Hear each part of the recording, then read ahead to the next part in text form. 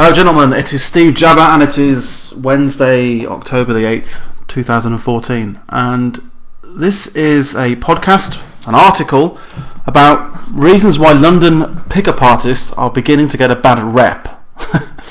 Now this is something I've written on my website, so I'm going to kind of read it out and put some pictures in the podcast, but all the links and all the references that I make are on the website. So go through to the website, there's a link at the bottom of the description on this podcast, and read the links from the website because I can't be arsed putting them in the description. So, reasons why London pickup artists are getting a bad rep.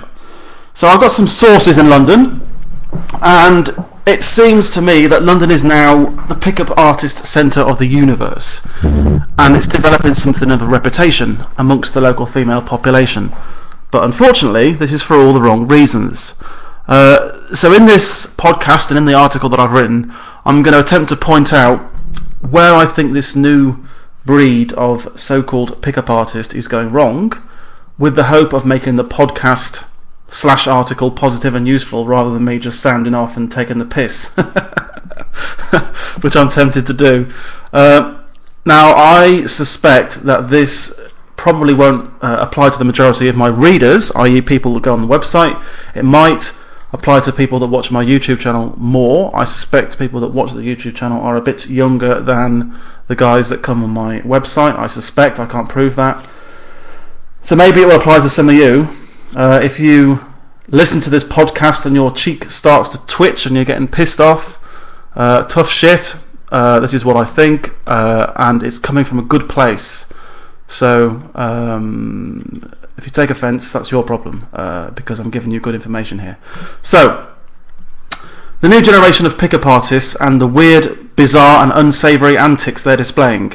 Number 1, aping persistence and dominance when it's blindingly obvious the girl doesn't like you or is nervous and upset.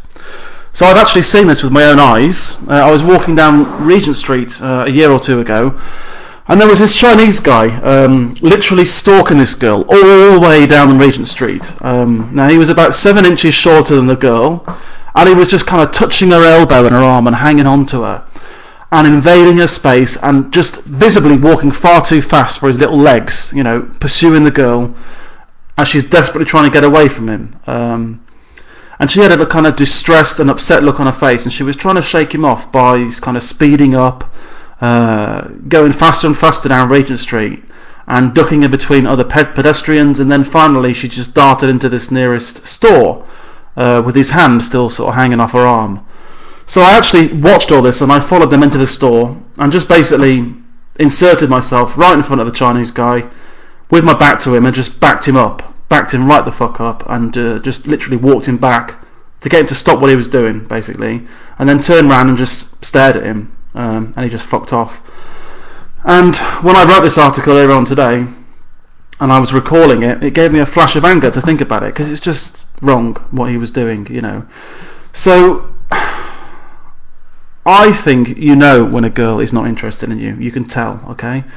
I don't buy for 1 second that the guys that are doing this kind of thing can't tell what the girl is feeling. And on my website I've linked to a BBC.com news article that points out there's new research saying that 3-month-old babies can read emotions, you know. So if a fucking 3-month-old baby can read emotions, don't tell me that you can't, okay? So there's ways and means of actually doing persistence, and on the article I've got a link, a video of my kiss close with the Colombian girl on the street. That's how you do persistence. You don't stalk girls, hang on to their arm, run after them down the street and just make them uncomfortable and piss them off and upset them. You know, that's not how you do it. So, number 1, and this happens quite a lot. I've seen it once or twice, but my mate over there in London, he's saying it's happening increasingly more and more often around Oxford Street, Leicester Square, Piccadilly, this kind of thing.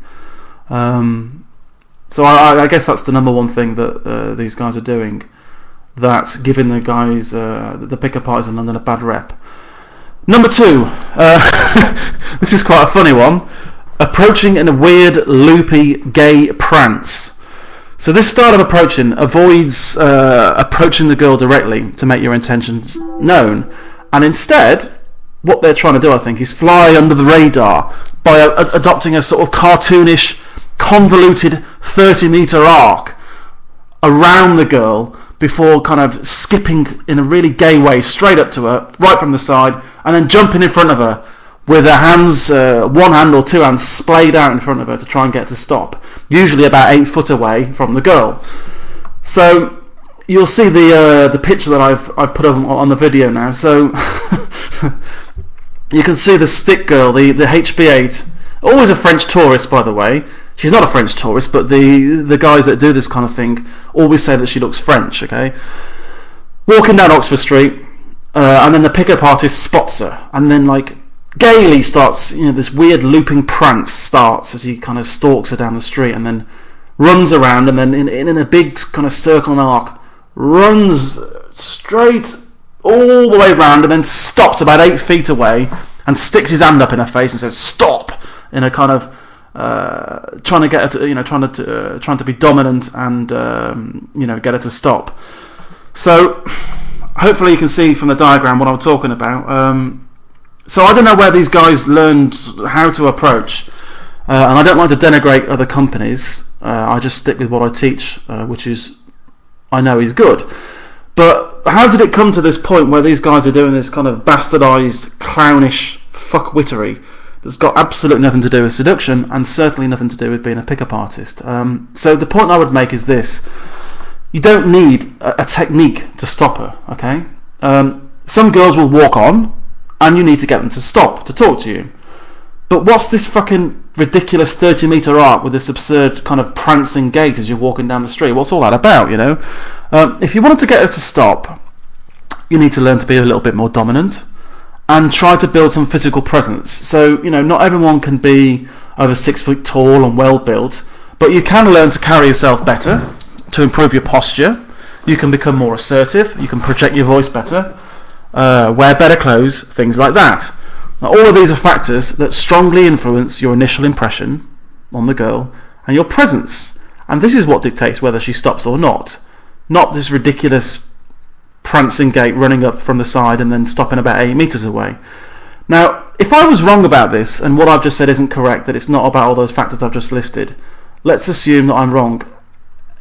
Think about it. How can approaching a girl in a 30-meter arc, running around and then sort of skipping in a really gay way, prancing around in front of her, and then putting your hands up when she's about 8 feet away, how is that going to make her want to stop? It's just, it makes you look like a clown. It's actually anti-game. It's doing you no favours at all. So I would suggest if you're doing this kind of thing, then I would stop it.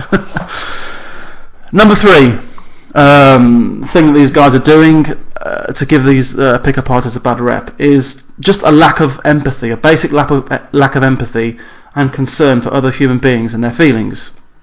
So if I approach a girl and she's clearly uncomfortable, I can feel that straight away, okay? So my instinctive priority is to try and make her feel at ease and show that I wish her no harm and I have no bad intent. And it's instinctive because it stems from emotional sensitivity and empathy for other human beings, and a respect for other people and their feelings, and wanting to avoid causing distress for other people.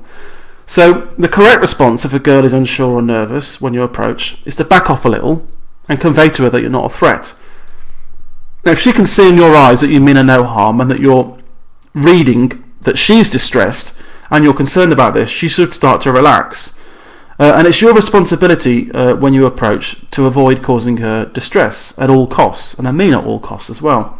You're approaching her, not the other way around. So if she's looking a bit distressed or upset or concerned, put your hands up and convey with your eyes and your body language and your tone of voice and the words that you say that you mean her no harm. Like, hey, it's cool, darling, it's cool. I mean you no harm, I'm not going to hurt you. Something like that in a very gentle way. I mean, I really shouldn't have to say this, but I've seen guys doing this as well. I mean, respect for other people, not just girls, but people, is a bare minimum. It's not something that's just for women, it's for everybody, okay? I mean, that should be the default position. So if you're going up to girls and they're clearly upset, then the first instinctive response is to try and make them feel not upset, okay? Now, that's just if she appears to be upset, but then there's more to say about this. there's a fundamental kind of lack of respect or interest for a woman's right to walk freely without harassment. Okay, so if you think about what I talked about earlier, the incident on Regent Street, think about it. Everyone, man or woman, has the right to walk around freely and without any harassment or molestation as they go about their business.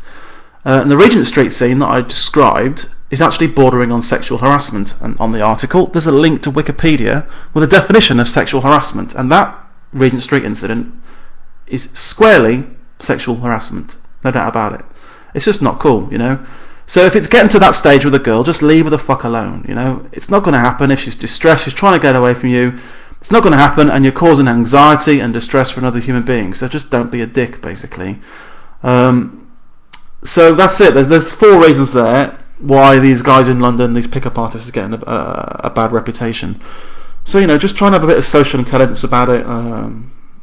You know, I'm not sure that in listening to this video or podcast it's going to make any difference, but maybe 1 or 2 people it will resonate with you, and you start to think, well, you know, maybe I should think of a different kind of way of doing things. So I hope this helps.